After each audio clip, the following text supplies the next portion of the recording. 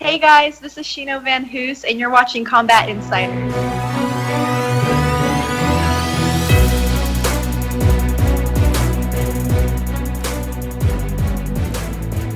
Hey everybody, welcome back. Combat Insiders, Joshua Furs here, Nick Portella, a special guest live via Skype from MMA Gold Team. This is the series we're doing.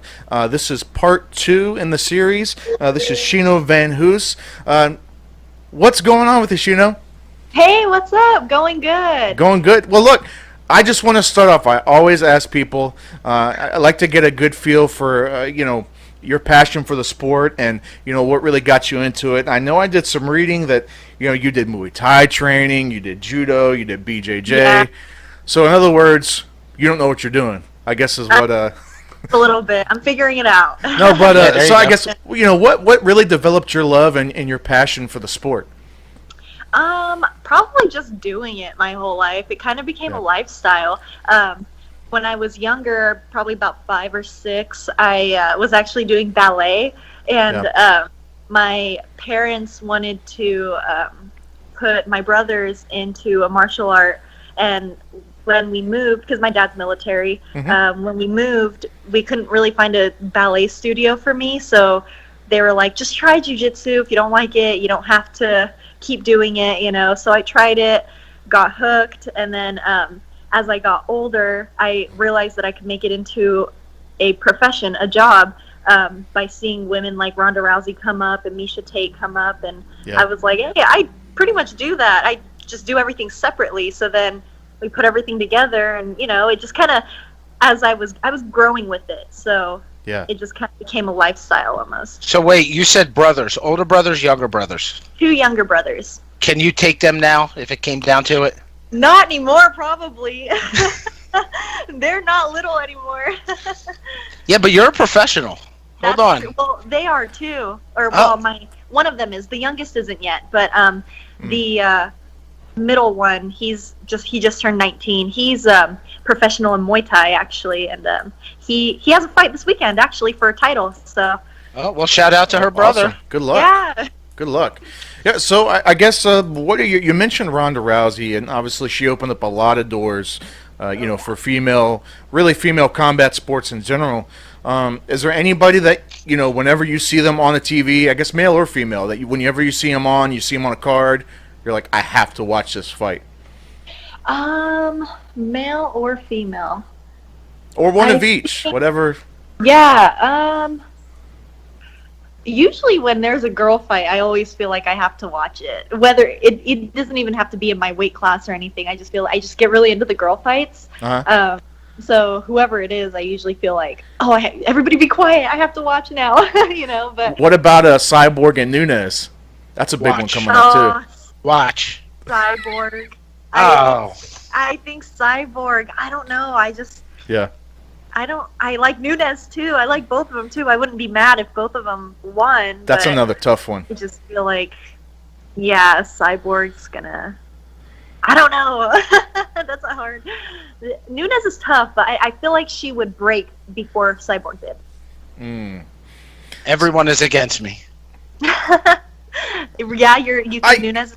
I think it's 50-50. I think that fight is real hard to predict, man. That's a tough one. I don't.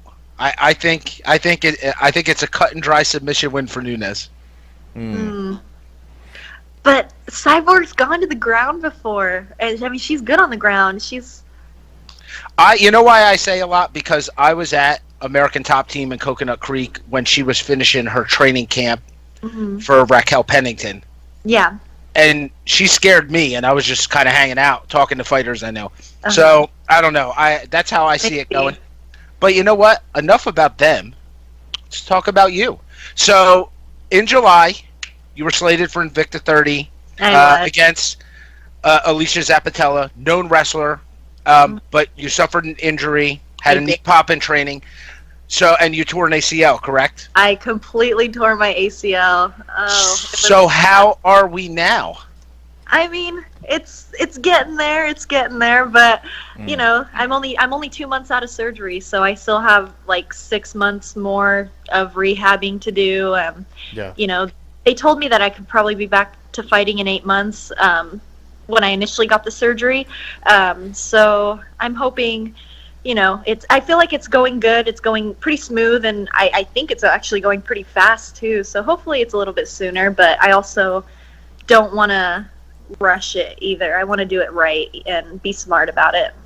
Now, are you still in the gym even with limited mobility, just to kind of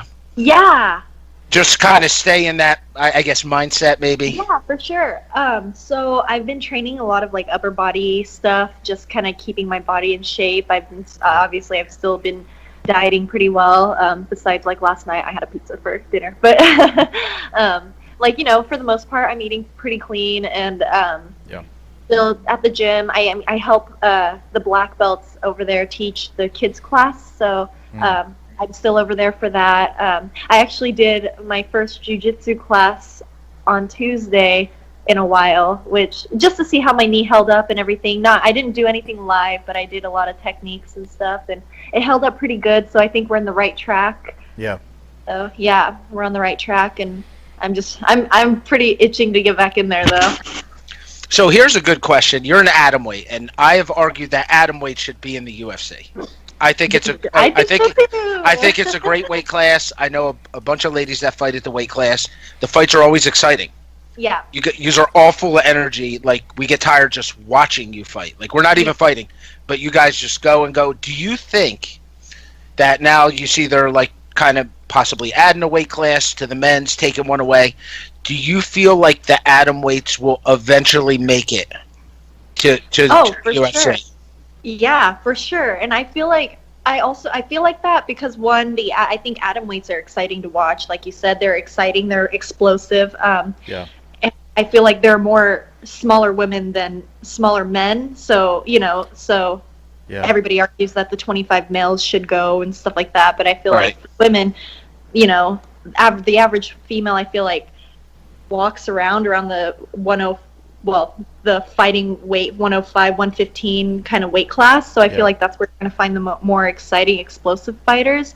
Right. And I feel like it just makes sense, and they've been taking 105ers and bringing them up to the 115 division anyway. So, and they can't do that with everybody, just some people aren't built to fight at 115. So, at one point they have to stop bringing people up and just add the weight class. It is nice because one championship has adopted that a long time ago. Yeah. They have the atomweights. Now, the moment of truth, you recover, you're on a 2-fight win streak. Let's say you go out, 3-fight win streak, 4-fight win streak. The UFC calls. We want to offer you a contract at strawweight. I mean, I would take it. You would, or like, what do you walk at when you're not in camp? Like 118, but oh, so she would have to cut zero. Right there. Yeah. You're like right there. 118. Like right now, I'm probably walking at like 116, 117, but so the average maybe on my heavier days like 120. Yeah. So I'm not really. Or heavier days. Yeah. I was 120 once when I was 7. Yeah. My heavier days, yeah. But I mean, I don't cut that much for a 105er either, so it would be tough to fight at the 115 division, but if they're going to give me an opportunity to showcase my skills even with the bigger weight classes, why not? I feel like that's where everything gets started, and then that's when I can start advocating for the 105ers to join the UFC. You have our support. 100%. I've said it time and time again. Now the real question is, the opponent you were supposed to face, is that a fight that you're interested in going back? I mean, because that fight was canceled by, injury is injury. Yes. These things happen. Is that something you would like to meet her when you're done recovering? Of course. She's undefeated. Alicia is a great fighter, and, she's very tough. She's shown that already, and she's actually fighting Amber Brown, and I've lost to Amber Brown before on a short notice fight. So if she can pull it off with Amber, then of course I would still love that fight with Alicia. I feel like I want to show her that, or I want to show everybody that I was there before Alicia. So, like I had a little setback, but I should be the one getting that title shot before she does. So for sure, like I would totally would love to fight her. I feel like you get slack when it's short notice. Fighters fight, and I appreciate You're a person that would take a fight on 2 days' notice, probably. Oh yeah. You know, so you always if I get the weight down. Yeah. Yeah, you always get leeway in my book because that's kind of badass. Thank you. Yeah. What's a random unknown fact about you? Random unknown fact. I'm bad at those questions because I'm not really interesting. I'm not that interesting. I have my airheaded moments. I have those moments where I'll like ask a stupid question, but I'll like catch myself after I ask it, you know, and I have those like airheaded, like kind of blonde moments, I guess you could say, more than I probably should. Yeah. So I guess once your training is done, and you already kind of touched on it, but once not training, I'm sorry, your recovery. Once your recovery's done and you're getting back in there, you know, where do you see yourself? What's your goal past that, beyond that, your 1 year and 2 year goal? Like Nick was talking about, UFC gives you a call up, but you know, where do you want to be? Where do you want to be 1 year, 2 years from now? Well, of course, if the UFC has the 105 division, to be fighting for the UFC, or even if they give me a contract, you know, like maybe fighting for the UFC. If they don't get a 105 division, then for sure in a couple years, I would love to fight for the title and, you know, become the 105 champ. Yeah. That's the overall goal, but you know, I feel like it depends on where the 105 division is at that point, but for sure, either the title or the UFC. Yeah, 100%. Well, here's a random fact about us. We have airhead moments, but we have an edit button. Yeah. So no one ever gets to see them. Yeah, no, we have a blooper section that me and him see, so we have like a little blooper reel. Oh, I have a good interesting fact about me. Go ahead. A lot of people don't don't know this, even like the people at my gym, but I'm kind of OCD, a little picky about things.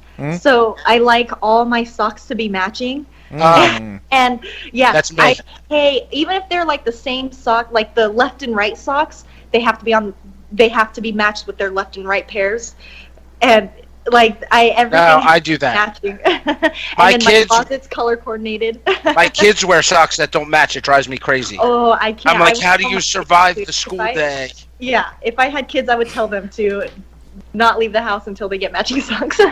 I'll be honest with you. That's longer. I match the same colors. I match the same colors and same size, but the left and right thing, I don't. No, they have to be. It has to be. I couldn't tell you. I'll be honest with you. I couldn't tell you. It gives me goosebumps to think like. Or they wear a different brand, like a Nike sock and Adidas sock. I can't survive a day like that. I can't do that. I'll literally die. I get like goosebumps. Yeah, when I can't. It drives me nuts. Well, look, we talked about, you know, it's the MMA Gold Series. I guess tell us how you got hooked up with the MMA Gold team. Yeah, actually, how did that happen? So one of my Dave's awesome. Yeah, Dave is great. I love working with Dave. So one of my teammates, Matt Jones, he was actually going down to California to check out MMA Gold, see if he would like that as a management or, you know, just test them out. And my head coach, Jesse Brock, he's actually worked with Dave before. A while back, I guess. So Dave got him a fight in Bellator. And when Jones told Jesse that he was going to go check out MMA Gold, Jesse said, hey, put a word in for Shino and see if Dave would be willing to work with Shino, because before Dave, I didn't have a manager, and Invicta and other promotions would just go through my head coach, Jesse. But he, you know, runs the gym. He has his own daughters. He coaches wrestling at high schools. He has a lot going on. So, you know, he can't take care of me as well. So that's what happened. Jones went down there, trained with him, and then told Dave about me. And then Dave, you know, checked my video, like my fights out and stuff, and then just gave me a call. We chatted, and then I went down there for a few days to train with MMA Gold and see how I like their vibe, their environment, I guess. And we just like our relationship just hit it off, and it's been great ever since. Well, awesome. So like I'm still working on the knee, but yeah. Well, Dave is awesome, and you guys got a great crew. So they have an awesome crew, an awesome team to be a part of. So for sure. Where can people reach you at for social media and things like that? Where can they get a hold of you at? So Instagram will be Shino VanHoose, all one word. Twitter, I have at Shino_VanHoose. That's pretty much my main ones. I don't really use my athlete Facebook page that much, but yeah, those are probably my main ones. Start using your athlete page. We're tagging it. We're tagging it. Thanks. I appreciate that. Well, guys, look, please go check her out, and whatever you do, don't send her pictures of unmatching socks. She won't like that. Yeah, so please don't. please go to her social media, check her out, get a hold of her, send her a message. I don't know, and that's all we got for you. For Nick Portella, for Joshua Furst, Combat Insiders, and Shino, we're out.